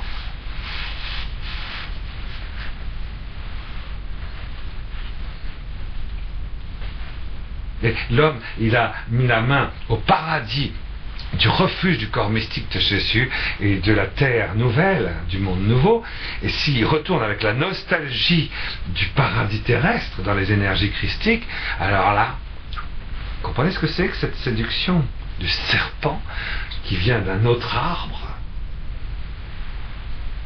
que celui de la connaissance, qui vient de l'arbre de la vie, on le sait, qui a un autre arbre. Mais la terre vint au secours de la femme. Ouvrant la bouche, elle engloutit le fleuve vomi par la gueule du dragon.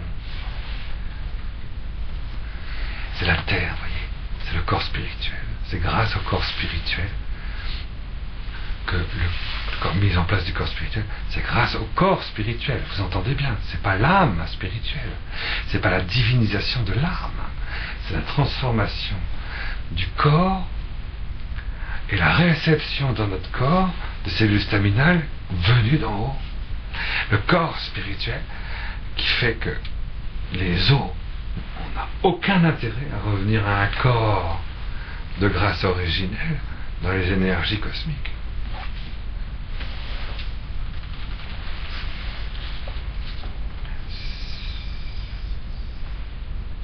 Alors, furieux contre la femme, furieux contre l'Église, voyez, le dragon s'en alla guerroyer contre le reste de ses enfants, ceux qui gardent les mitzvot d'Élohim et possèdent le témoignage de Jésus.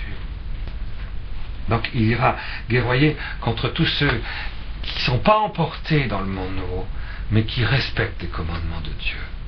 Alors eux, ils vont être attaqués. Parce que vous savez qu'il y en a un sera pris et l'autre laissé. Donc il va en rester. Ils vont vouloir, ceux qui sont restés, vivre des commandements de Dieu. Là, il va pouvoir s'attaquer à eux. Ceux qui ne vivent pas du mariage spirituel. Ceux qui vivent de la foi, mais... Ouais, cette espèce d'ambivalence entre l'église de Philadelphie qu'on avait vue et l'église de Laodicée, qui manque de ferveur, qui est un petit peu sensuelle. Ouais. Et je me tins debout sur la grève de la mer, sur le sable de la mer. Alors je vis surgir de la mer une bête ayant 7 têtes et 10 cornes. Vous voyez, une autre bête cette fois-ci, 7 têtes et 10 cornes. Ben, c'est pas le dragon, c'est une autre, hein. 7 têtes et 10 cornes aussi. Oh voilà. Et sur ces cornes, 10 couronnes. Et sur ces têtes, des titres blasphématoires. Et la bête que je vis ressemblait à une panthère, celle-là.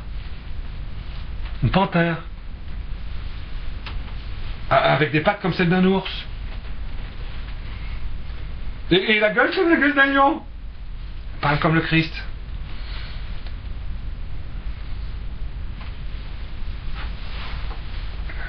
Parle comme le Christ.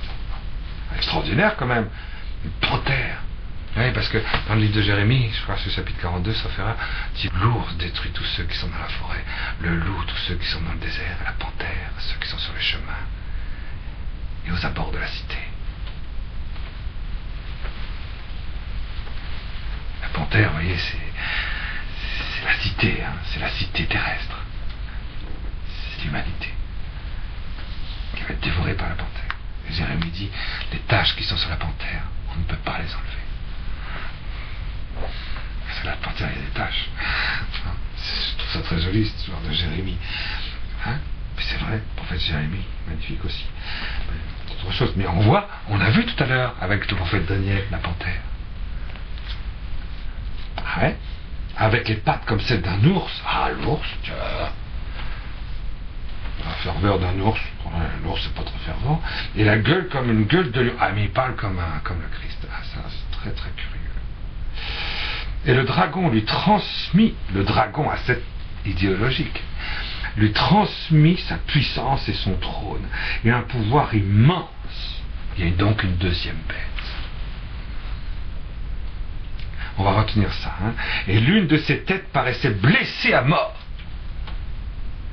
Ah, voilà une idéologie qui paraît blessée à mort. Mais sa plaie mortelle fut guérie. Alors émerveillée, la terre entière suivit la bête. on se prosterna devant le dragon. Alors il y a la bête et le dragon. On va y perdre son latin si ça continue. Parce que il avait remis le pouvoir à la bête. Ah, bon. Ah. Et on se prosterna devant la bête, ben décidément, hein, on se prosterna devant la bête, et on se prosterna, c'est-à-dire qu'on se prosterna devant le dragon. Ben, c'est les mêmes idéologies, mais repris dans le monde des énergies. Vous comprenez maintenant? Il y a cette idéologie Marx, c'est quand même gros. L'évolutionnisme, l'homme descendu du singe, c'est quand même très gros. Hein. C'est trop gros, quoi. C'est tellement gros que Sartre, c'est gros. C'est gros, ça, l'existentialisme. Mais il faut que je fasse ce que je veux, ce que je ressens quand même. Sartre, c'est très gros. Je suis libre, quoi. Il faut quand même, c'est mon choix, c'est Sartre, ça, c'est l'existentialisme, c'est la liberté, c'est de faire ce que je ressens. C'est ma sincérité quand même. C'est un peu gros, hein. Celui qui pense encore comme ça, c'est que vraiment, c'est vraiment un taré, hein. C'est vraiment un taré. Alors, c'est gros, très très gros. Mais il y en a que j'en connais, hein, j'en ai vu. Hein. Ah oui, j'en ai vu. C'est là qui sont freudiens. Ah, je vais mal, vite, le psychiatre. Ah, mais j'en ai connu. Bon, c'est fini maintenant tout ça, je suis tout à fait d'accord, mais c'est très gros. Le dragon à 7 têtes, c'est vraiment très très gros. D'ailleurs, un dragon, c'est gros. Hein. Alors du coup, on fait une panthère, l'ours. Il parle comme le Christ. C'est beau ça. Et je vais reprendre les 7 idéologies athées autrement. C'est la même chose. Ça reste de l'évolutionnisme, ça reste du matérialisme dialectique, ça reste de la sincérité, ça reste de l'existentialisme, ça reste un espèce de pseudo-scientifisme. Oui, c'est vrai, dans le New Age, il y a quelque chose de pseudo-scientifique. Connotation un peu... Oui.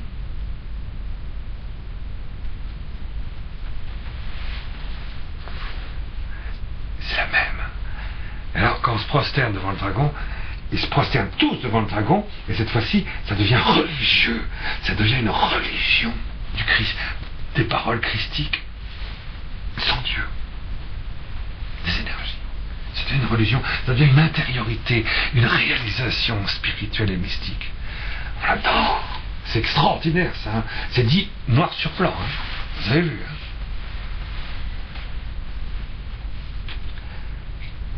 Alors émerveillé, la terre tout entière suivit la bête. C'est retourné, elle se retourne et elle retourne au vomissement. Voyez. C'est vraiment extraordinaire, sauf ceux qui sont emportés, hein, sauf ceux qui vivent de Marie et de Joseph et de la Sainte Famille. Sauf que ceux qui sont emportés dans leur acte du rêve, sauf ceux-là. Oui. Alors, on se prosterna devant le dragon parce qu'il avait remis le pouvoir à la bête, et on se prosterna devant la bête en disant, mais qui égale la bête? Qui peut lutter contre elle? Qui peut lutter contre ça? Qui peut contredire ça? Qui peut dire que c'est faux?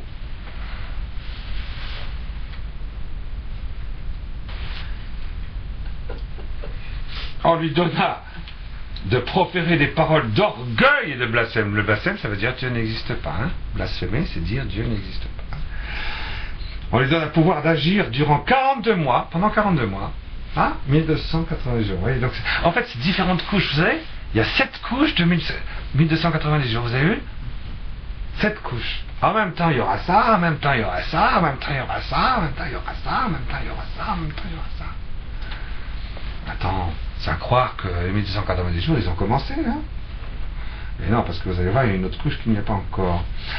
Et oui, le mur, il est prêt quand les 7 couches, elles y sont. Hein? Bon. Alors, elle se mit à proférer des blasphèmes contre Dieu, à blasphémer son nom. Le nom de Dieu. Blasphémer son nom. Blasphémer le nom de Dieu. Celui que Enoch avait prononcé. Yod Ev avait. Le Père, le Verbe et l'Esprit Saint. Un seul Dieu. Et sa présence, la présence du nom, la présence vivante. De dire la grâce n'existe pas, la grâce sanctifiante. La grâce sanctifiante n'existe pas. Je vous signale que Luther dit que la grâce sanctifiante n'existe pas. C'est-à-dire le lieu où il y a la présence vivante du Yod, du Père, du He, du Verbe, et du Vav, l'Esprit Saint, dans l'unité vivante de la grâce. Et ça demeure. Et ça demeure.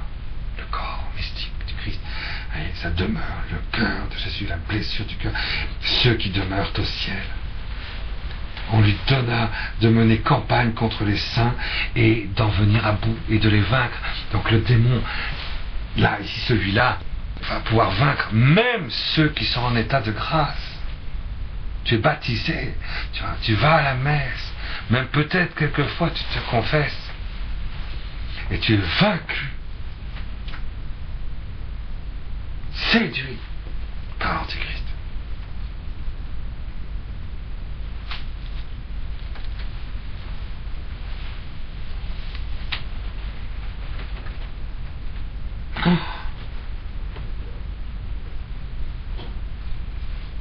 Et on lui donne un pouvoir aussi sur toute race, peuple, langue, nation.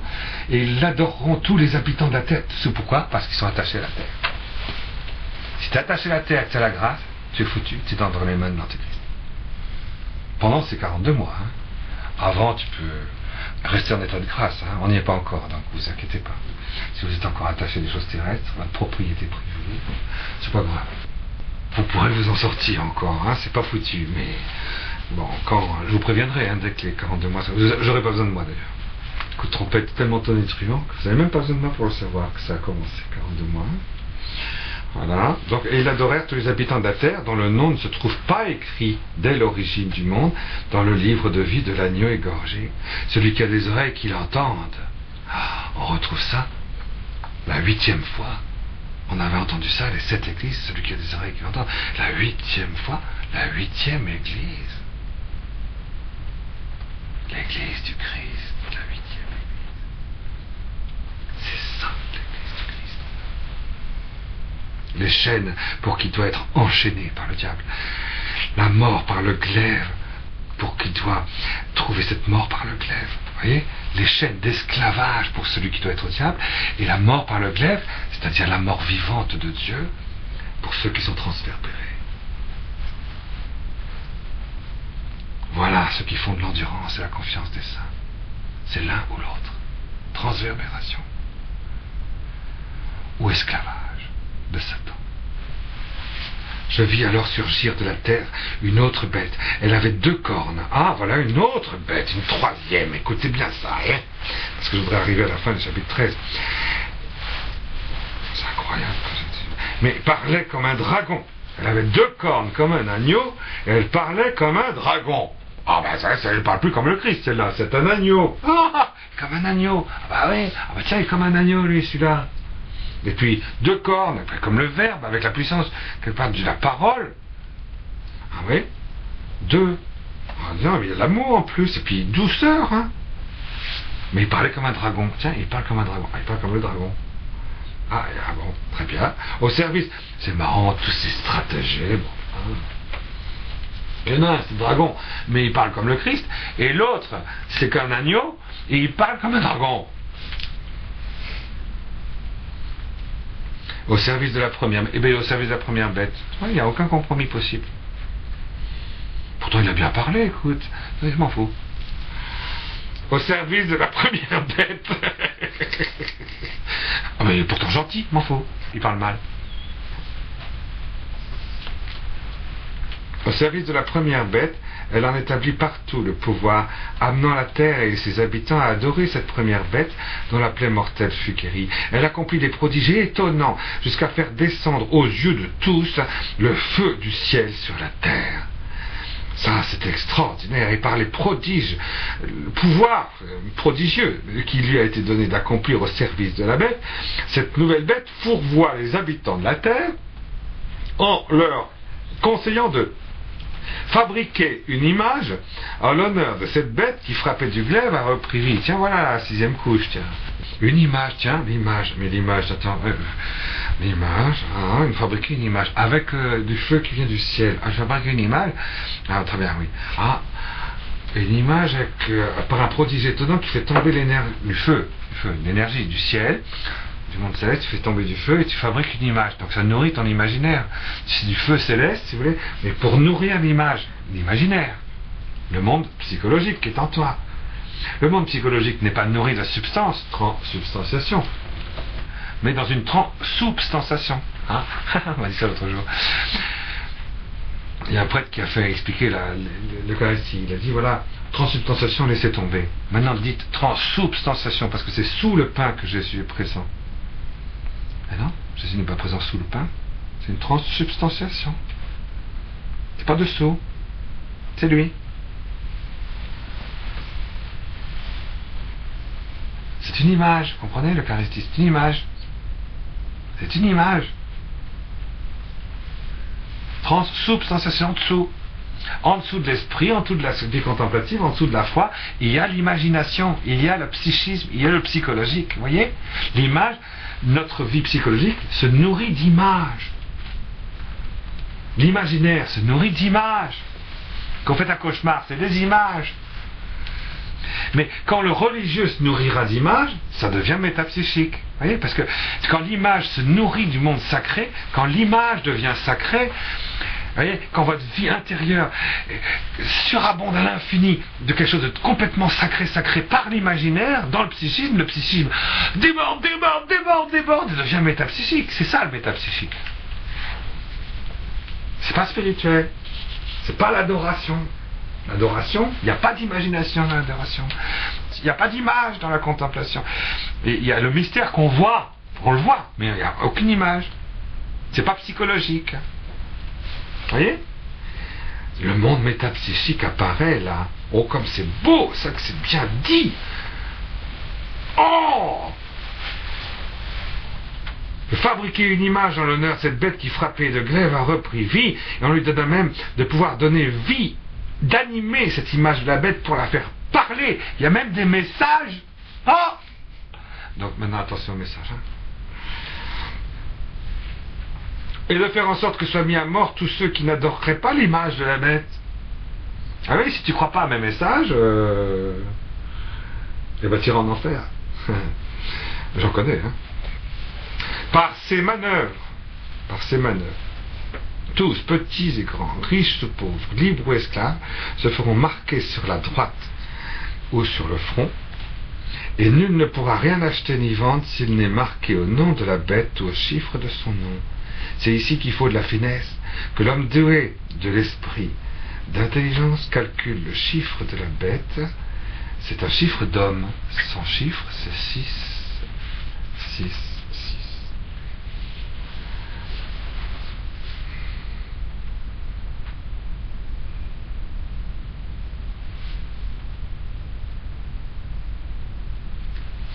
Bien sûr, on peut prendre des interprétations. Ah, ce sera l'époque où, avec l'énergie venant du ciel, les ondes, tout ça, on fabriquera une image, la télé, hein, et puis on donnera animation à cette image, la télé va s'animer, et l'image va parler dans toutes les maisons.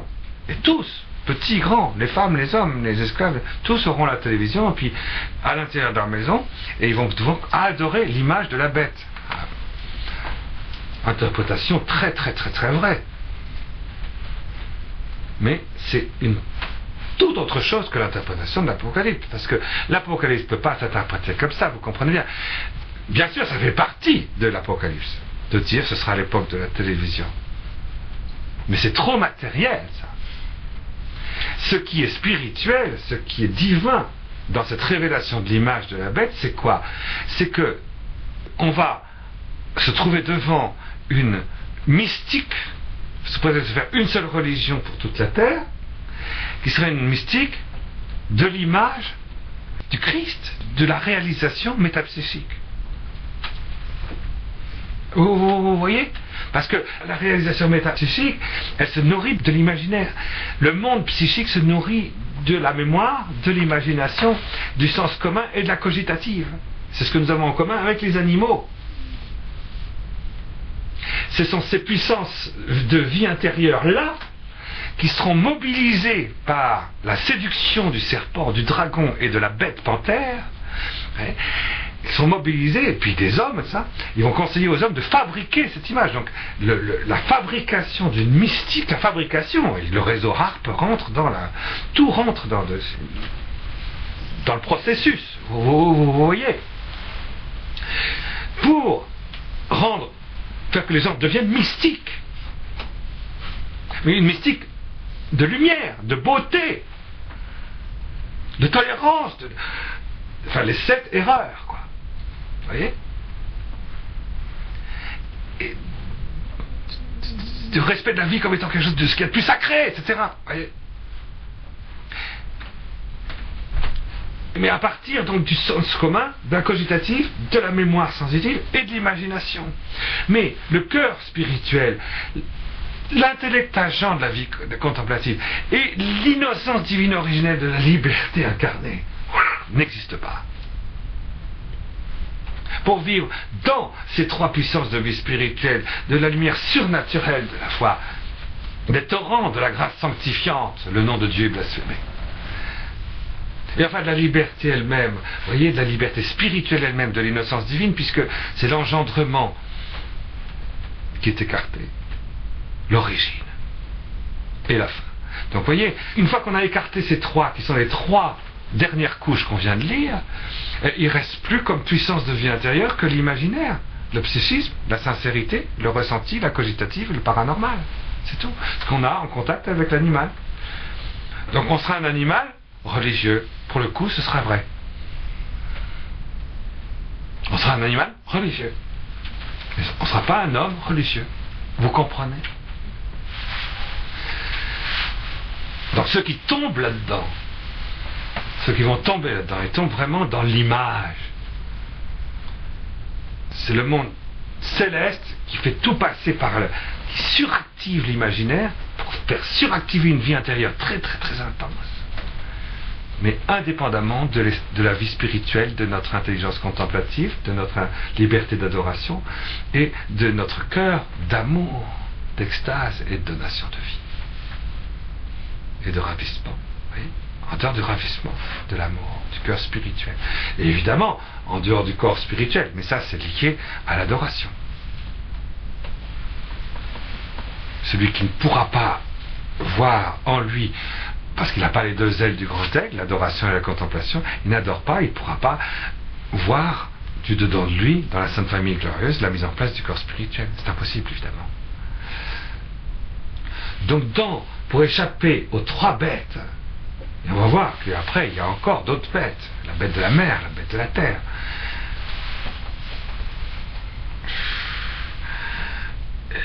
Et c'est le corps spirituel, et c'est l'esprit humain, dans la grâce du nom de Dieu, et dans la Sainte Famille glorieuse.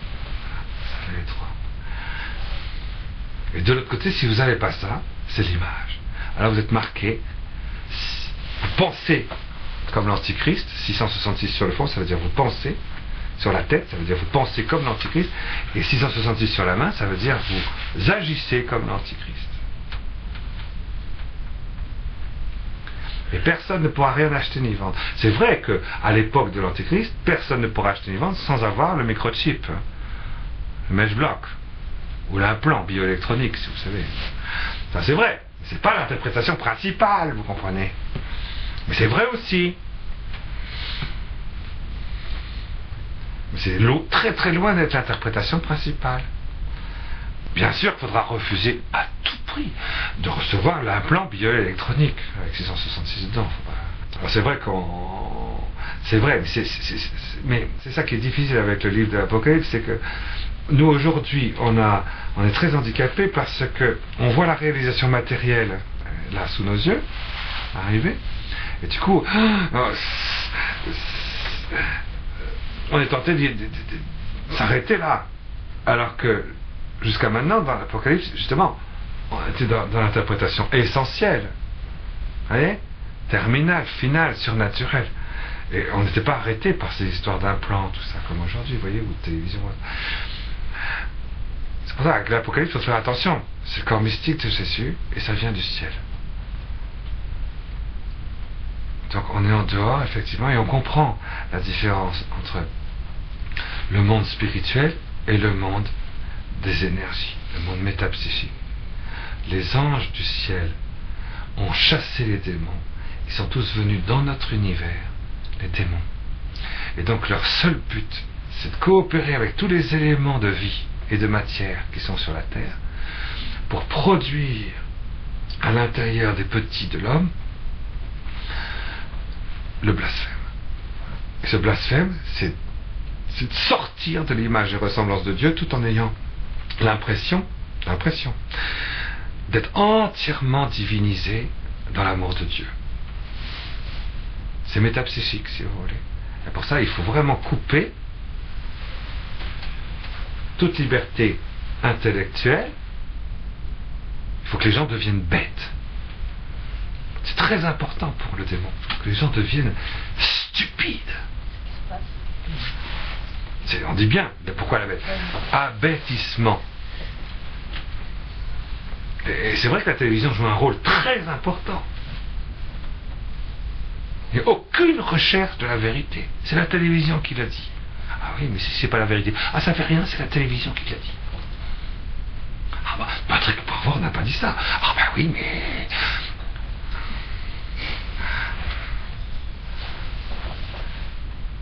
Il n'y a aucun...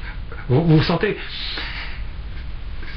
C'est l'abêtissement. Ça, du coup, l'intelligence ne peut plus atteindre le mystère de Dieu. Ou chercher la vérité, ou recevoir le Verbe de Dieu. Et pour la paternité, c'est pareil. Si je coupe tous les champs morphogénétiques avec la loi d'abomination, on peut revenir à notre introduction, c'est que Daniel a dit, ça commence lorsque on s'attaque aux champs morphogénétiques de l'origine par le clonage. Voilà. Enfin, si vous voulez résumer de Daniel, c'est ça, du prophète Daniel. Quand il y a l'abomination de la désolation, tac, chronomètre, ça commence.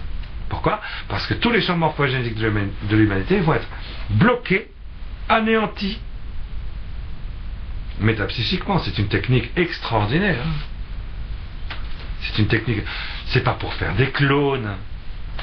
Ils en ont rien à cirer de faire des clones.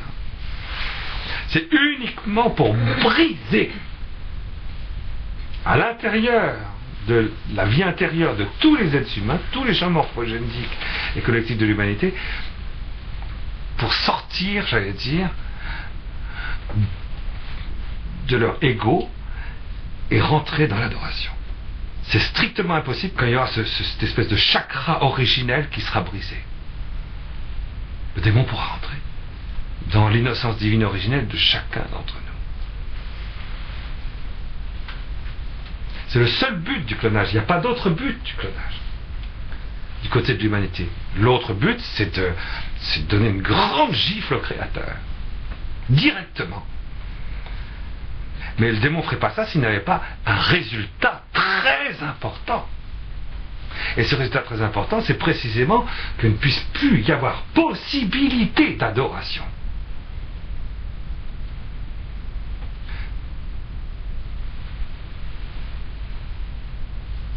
Donc c'est pour ça que l'abomination de la désolation, c'est très important pour le démon, pour le dragon, pour la panthère. Très très important. Très important. Et enfin, pour l'amour spirituel, comment peux-tu aimer quelqu'un que tu ne vois pas, que tu ne comprends pas, que tu ne cherches pas. Donc le problème est résolu pour l'affectivité. Les gens vont aimer, vous inquiétez pas. Ils vont avoir beaucoup d'amour, mais ce ne sera pas spirituel. Donc c'est gagné. Ce sera un amour métapsychique, romantique, sentimental, sincère. Mais il ne sera pas vrai, il ne sera pas divin, il ne sera pas chrétien. Il ne sera pas éternel, il sera diabolique. Frelaté.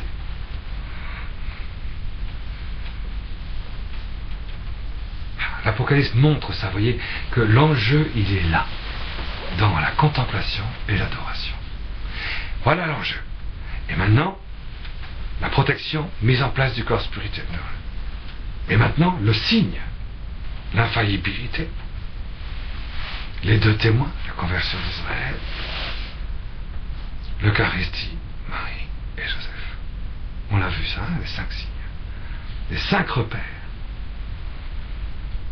Voilà. Et donc on a brossé comme ça ensemble, vous voyez, les 7 signes. Et du coup, on va pouvoir rentrer dans les 7 coupes. Comment, au milieu de tout ça, la miséricorde de Dieu va opérer les 7 coupes.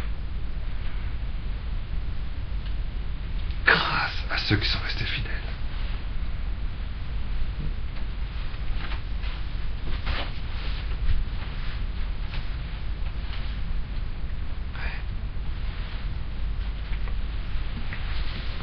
Je vous salue Marie, pleine de grâce. Le Seigneur est avec vous. Vous êtes bénie entre toutes les femmes.